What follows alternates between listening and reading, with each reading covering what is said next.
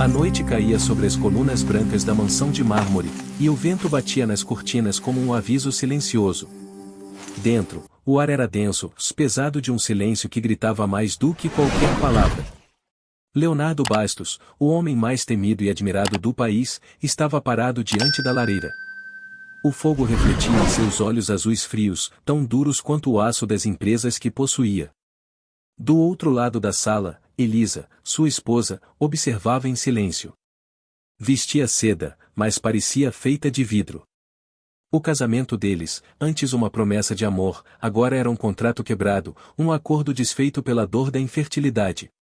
Ela tentará de tudo, clínicas, cirurgias, remédios, promessas a santos. Nada. E agora o homem com quem sonhara envelhecer ao lado dela, parecia odiá-la com uma frieza que a fazia tremer. 3 anos, Elisa, disse Leonardo, sem olhar para ela. 3 anos e nenhum herdeiro. Nenhum. Eu sei, e ela respondeu, com a voz baixa, quase um pedido. Eu tentei, Léo. Não me chame assim, se ele cortou, a voz como uma lâmina. Não mais. Ele se virou, com o copo de uísque nas mãos. Eu te dei tudo. Nome, riqueza, conforto. E o que recebo? Silêncio. Uma casa vazia. Elisa respirou fundo, lutando para não chorar. O amor não é um investimento, Leonardo. Ele riu, um riso amargo. Para mim, tudo é investimento. E você foi o pior de todos. Um estalo soou, o copo voou contra a parede, estilhaçando-se. Ela recuou, assustada. Leonardo deu um passo à frente, a sombra dele projetada sobre ela como um predador. Amanhã, você vai embora. Ou eu juro que vai desejar nunca ter nascido. Elisa não respondeu. Só recuou até a porta, sentindo as lágrimas descerem, quentes e inúteis. Do lado de fora, o céu ameaçava a tempestade. E enquanto ela descia as escadas, descalça, com o coração rasgado, pensava, se Deus não lhe dera filhos, talvez estivesse preparando outro tipo de milagre. Lá fora, um trovão ecoou-se um farol distante, na estrada de terra, iluminou por um instante o rosto de um homem simples, dirigindo um caminhão velho carregado de fardos de feno. Ele não sabia, mas naquela noite, sua vida estava prestes a se cruzar com a dela, se nada mais seria igual. O som do motor antigo cortava o silêncio da noite. A estrada de terra serpenteava entre campos adormecidos, e a lua cheia parecia seguir o caminhão como uma testemunha silenciosa. No volante, Miguel Duarte, um homem de mãos calejadas e olhar sereno, cantarolava uma moda de viola antiga. Tinha 30 e poucos anos, o rosto queimado de sol e um coração tranquilo, até demais para quem carregava tantas cicatrizes da vida. Ele vinha de um dia longo de trabalho na pequena fazenda que herdara do pai. O gado estava magro, o dinheiro curto, mas o espírito dele, ninguém conseguia dobrar. Quando chegou à encruzilhada, viu algo estranho à frente, uma mulher, sozinha, caminhando à beira da estrada, descalça, o vestido branco sujo de barro e o olhar perdido no vazio. Miguel encostou o caminhão devagar. Ei, tá tudo bem, moça? Perguntou, abrindo a porta. Elisa se virou devagar, o rosto marcado pelas lágrimas. A chuva começava a cair, fina, quase respeitosa. Eu preciso de um lugar para passar a noite, disse ela, hesitante. Posso pagar. Miguel olhou ao redor, não havia ninguém por quilômetros. Apenas o som do vento e o cheiro de terra molhada. Pagar? Ele riu de leve. Eu não vendo abrigo, dona. Suba aí, antes que essa chuva desabe de vez. Ela hesitou, olhou para o chão, depois para ele. Algo em sua voz simples a fez confiar. Subiu no caminhão, abraçando o casaco que ele lhe estendeu. Durante o trajeto, nenhum dos dois falou muito. Só o barulho da chuva preenchia o silêncio entre eles. Mora por aqui? Ela perguntou, por fim. Perto. Uma fazendinha simples, nada demais. E você? Ele olhou de canto de olho. Ela demorou a responder. Digamos que, e morei num lugar onde tudo brilhava, menos as pessoas. Miguel não insistiu. Já tinha aprendido que algumas dores precisam de tempo antes de virar palavra. Quando chegaram à fazenda, ele acendeu o lampião e apontou o caminho. Pode ficar no quarto da minha irmã. Ela se casou e foi embora. A cama ainda tá arrumada. Elisa assentiu, emocionada com a gentileza. Obrigada, de verdade. Nada disso, moça. Aqui a gente ainda acredita em ajudar quem precisa, disse ele, sorrindo. Enquanto ela se deitava, exausta, Miguel ficou na varanda, olhando a chuva cair. Algo naquela mulher o inquietava. Não era apenas beleza, era dor. E ele sentia, sem entender por quê, que o destino acabava de lhe entregar algo muito maior do que podia imaginar. A chuva ainda caía sobre a mansão de Leonardo Bastos quando o relógio da sala marcou 6 da manhã. O milionário não dormira um minuto sequer. O uísque da noite anterior ainda estava sobre a mesa, e o fogo da lareira se apagara, deixando o ar frio e o ambiente carregado. Elisa havia sumido. Ela foi embora, senhor, disse a governanta, hesitante. Levei o café ao quarto e a cama estava vazia. Leonardo fechou os punhos. Levem os seguranças. Quero todos os acessos revistos. Câmeras, portões, estrada. Ela não vai fugir de mim. A mulher recuou. Havia algo nos olhos dele, uma mistura de fúria e orgulho ferido, que lembrava mais um animal acuado do que um homem racional. Para Leonardo, Elisa não era apenas uma esposa. Era um espelho, se o espelho agora o abandonara, mostrando a ele o que mais temia e a impotência de não controlar tudo. Enquanto isso, a quilômetros dali, o sol começava a nascer sobre a fazenda de Miguel. A chuva cessara, e o cheiro de terra molhada enchia o ar. Elisa acordou com o cantar do galo, confusa, sem saber por um instante onde estava. Depois lembrou, o caminhão, o homem, o abrigo. Ela se levantou devagar, observando o quarto simples, as paredes pintadas de cal, o crucifixo pendurado acima da cama. Um lugar pequeno, mas cheio de paz, algo que ela não sentia há anos. Quando saiu, encontrou Miguel no curral, dando ração às galinhas. Dormiu bem? Ele perguntou, sorrindo. Sim. Faz tempo que não durmo assim, em paz. Paz é o que mais tem por aqui. O que falta é dinheiro, respondeu, rindo de si mesmo. Elisa sorriu também, pela primeira vez em meses. Eu posso ajudar. Sei cuidar de casa, cozinhar, organizar. Aqui ninguém precisa o servir, dona. A gente divide o que tem. A simplicidade dele a desconcertou. Na mansão, tudo tinha preço. Ali, tudo parecia ter alma. Enquanto isso, Leonardo chegava ao escritório e ligava para um investigador particular. Quero relatórios, imagens, tudo. Ela não pode ter ido longe.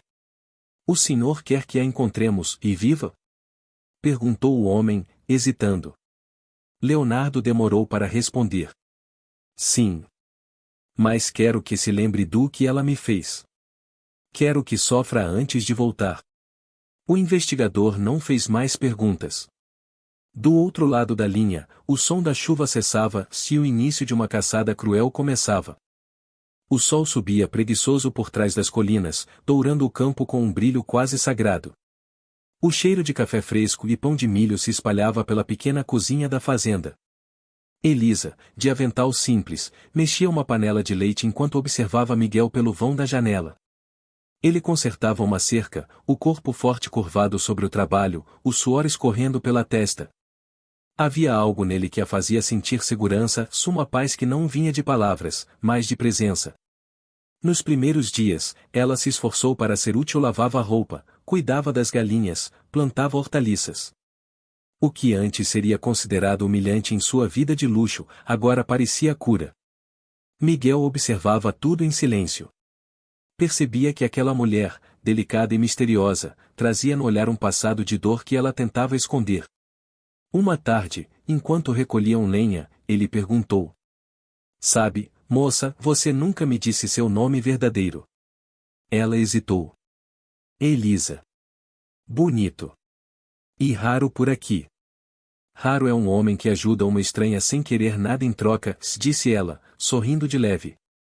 Miguel coçou a nuca, constrangido. A vida já me ensinou que quem ajuda o outro acaba sendo ajudado também, de algum jeito. Silêncio. Só o som dos pássaros e o farfalhar do mato. Elisa o observou por um instante e sentiu algo dentro dela despertar. Um sentimento que há muito pensava estar morto. Naquela noite, os dois jantaram juntos. Ele contou histórias da infância, de quando pescava com o pai, e ela riu de verdade pela primeira vez em meses. Você ri bonito, Dona Elisa, disse ele, sem disfarçar o encanto. Deixe até o lampião parecer mais claro. Ela corou. Faz tanto tempo que ninguém me dizia algo assim. Lá fora, a lua cheia iluminava o campo. Mas a beleza daquela noite escondia uma sombra, e um carro preto avançava lentamente pela estrada de terra, faróis apagados. Dentro dele, o investigador de Leonardo observava os arredores com um olhar frio e paciente. Enquanto Elisa começava a redescobrir a alegria, o passado, cruel e implacável, já vinha em seu encalço. O telefone do escritório tocou antes mesmo de o sol nascer. Leonardo Bastos atendeu com o mesmo olhar de quem encara um inimigo. Fale. Do outro lado, a voz rouca do investigador respondeu. Achei algo, senhor. Uma mulher foi vista pegando carona na estrada norte, perto da divisa rural. Descrição bate, cabelo castanho, vestida de branco. Leonardo se levantou da poltrona com os olhos faiscando. E depois? O motorista era um fazendeiro. Vive sozinho. Pobre. O nome dele é Miguel Duarte. Leonardo apertou o punho. Descubra tudo sobre ele. Onde mora, o que faz, o que come. E me avise assim que tiver certeza. Desligou o telefone, mas a raiva não se desligou com ele. No fundo, o que mais o consumia não era a fuga de Elisa. Era a rejeição. A ferida no orgulho de um homem que acreditava poder comprar até o destino. Enquanto isso, na fazenda, o dia amanhecia calmo. Elisa preparava o café, cantarolando baixinho uma música antiga. Miguel apareceu à porta, o chapéu nas mãos e um sorriso sereno. Tá parecendo até que o tempo aqui parou, né? Ele disse. Acho que sim, respondeu ela. Pela primeira vez, isso me agrada. Miguel se aproximou devagar, tocando o ombro dela. Elisa, tem algo que eu preciso dizer.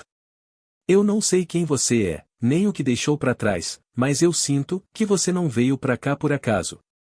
Ela o olhou nos olhos, e naquele instante, o mundo pareceu suspenso. Mas antes que qualquer palavra surgisse, o som distante de um motor que ela conhecia rasgou o ar. Um carro preto passava devagar pela estrada, e o coração de Elisa gelou. O que foi? Perguntou Miguel, percebendo o medo no rosto dela. Eu preciso te contar tudo. Horas depois, sob o velho caramanchão, ela revelou a verdade. Contou sobre Leonardo, o casamento, as humilhações, o ódio. Miguel ouviu em silêncio, as mãos firmes, mas o olhar pesado. Então é disso que você tá fugindo, murmurou. E esse homem pode vir atrás de você. Ele vai vir, se ela respondeu, sem hesitar. Porque ele nunca soube perder. Miguel ficou em pé, encarando o horizonte. Pois então ele vai ter que passar por mim primeiro. O vento soprou forte, levantando a poeira do chão.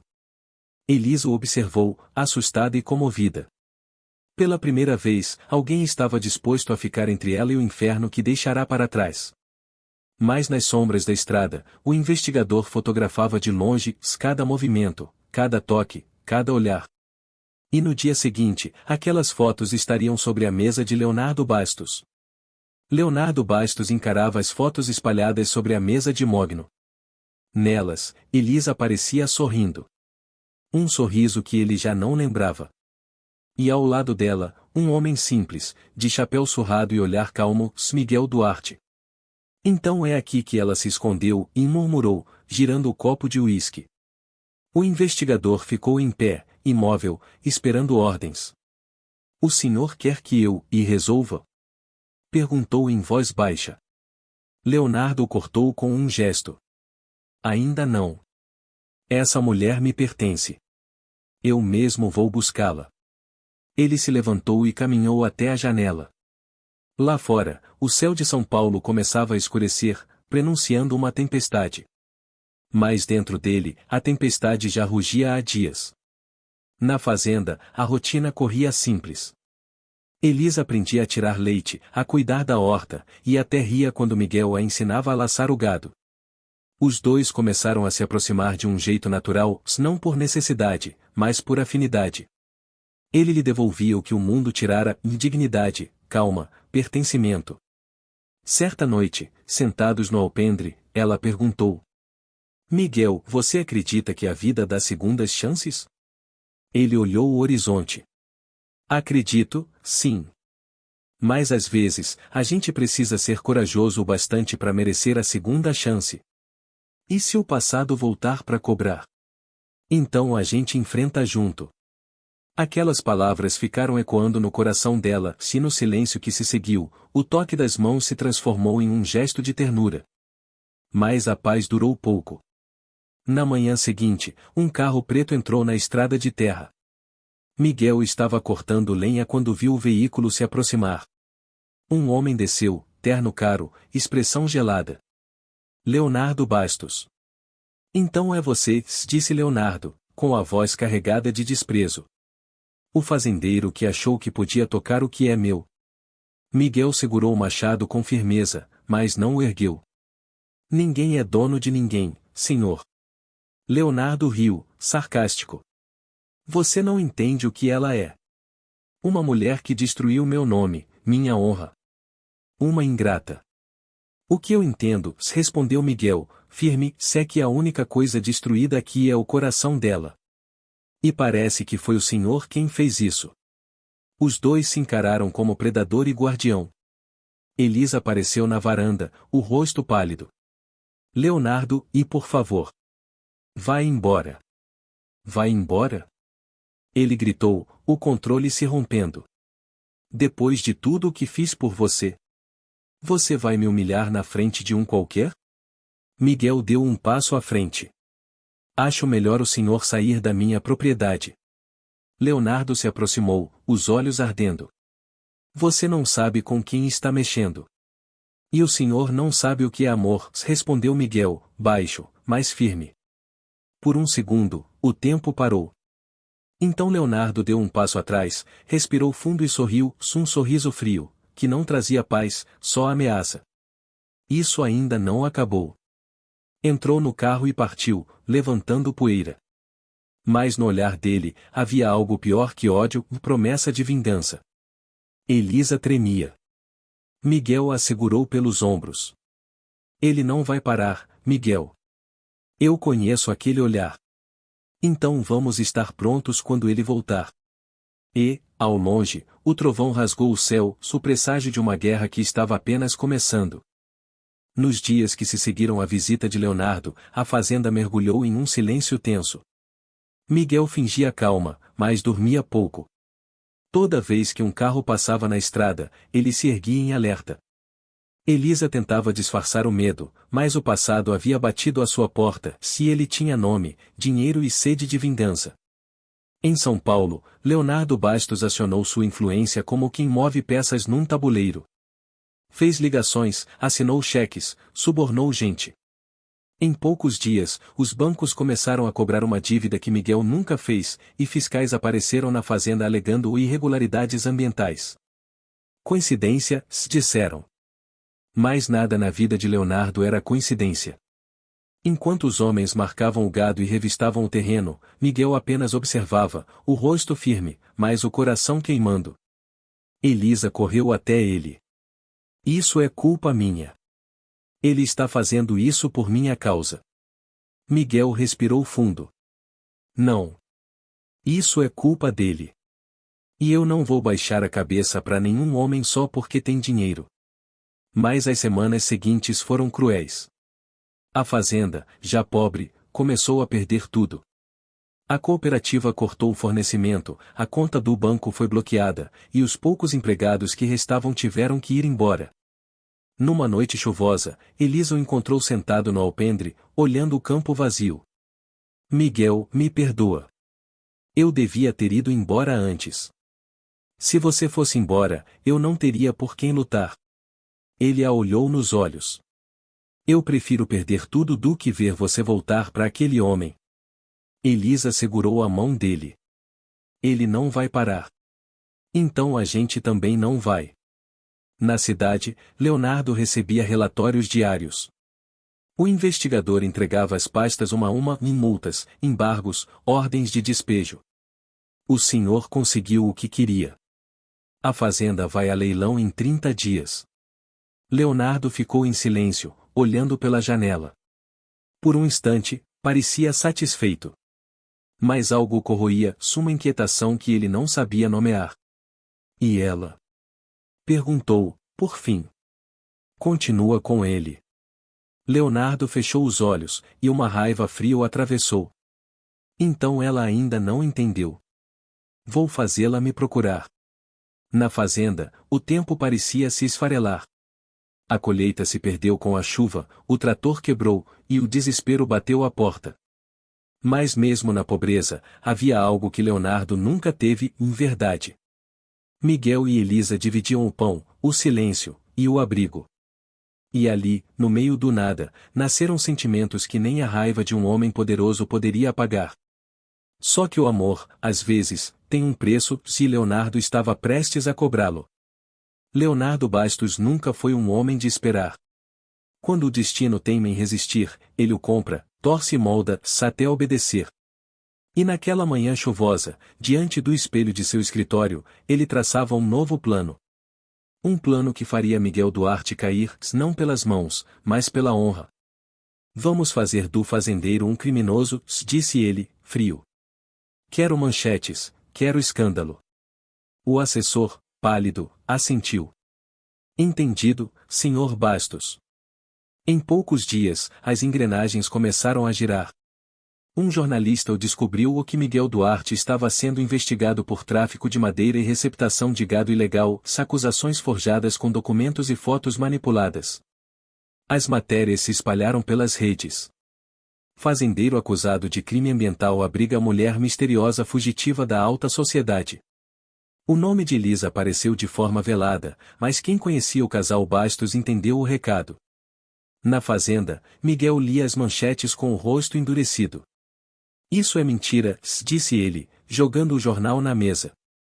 É ele, respondeu Elisa, a voz trêmula. Ele quer destruir você, para me atingir. Dias depois, a polícia chegou.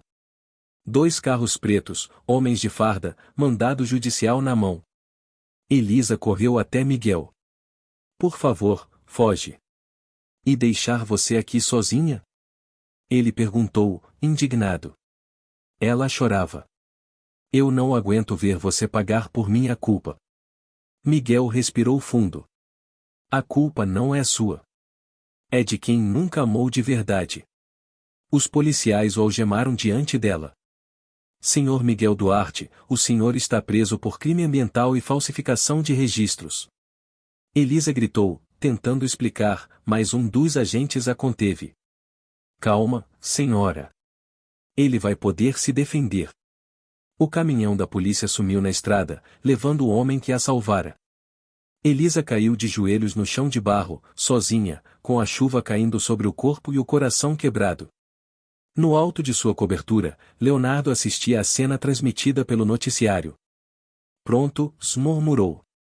Agora ela vai entender onde é o lugar dela. Mas o que ele não sabia era que, mesmo atrás das grades, Miguel não se dobraria. E que, pela primeira vez na vida, Elisa estava disposta a lutar não apenas por amor, mas por justiça. Ela enxugou as lágrimas, ergueu a cabeça e, olhando o horizonte, jurou em silêncio.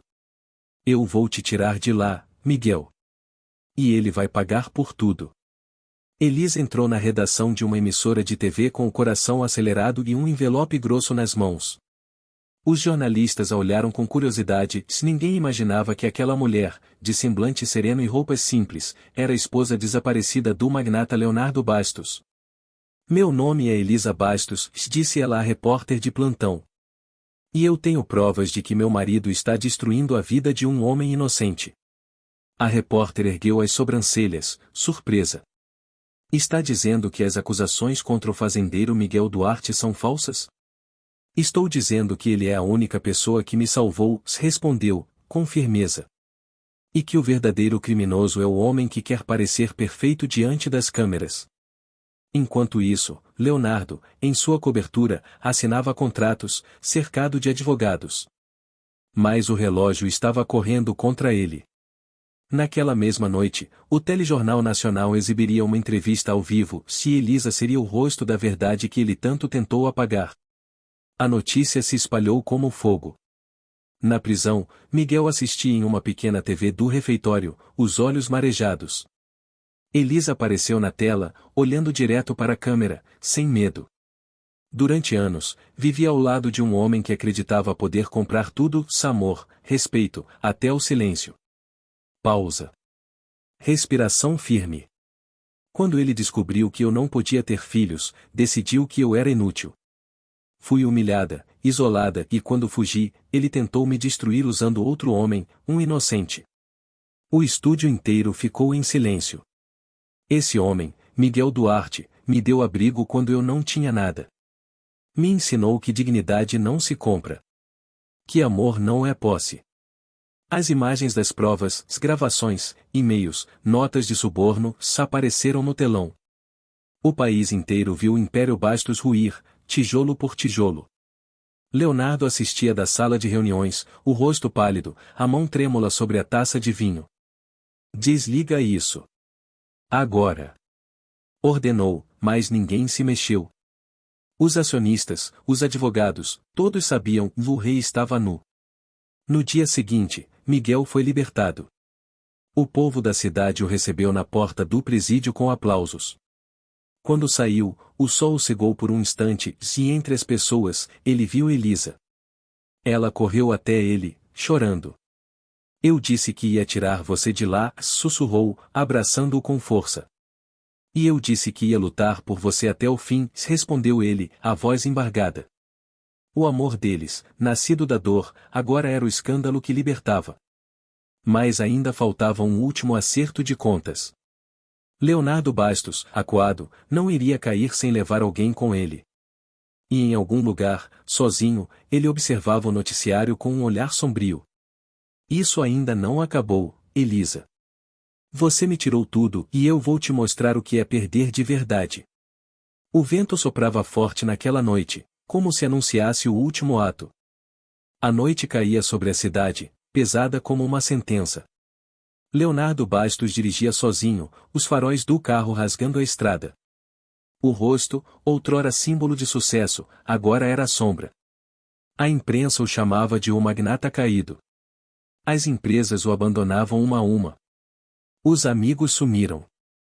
Tudo o que restava era o rancor e um revólver no banco ao lado. Ela me tirou tudo, murmurava, os olhos fixos na estrada. E vai pagar por isso. Na fazenda, Miguel e Elisa terminavam de arrumar as malas.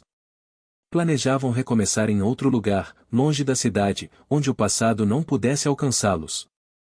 O pôr do sol tingia o céu de laranja quando ouviram o som distante de um motor. Elisa congelou. Miguel, é ele. O carro parou na entrada. Leonardo desceu, o terno amarrotado, o olhar desvairado.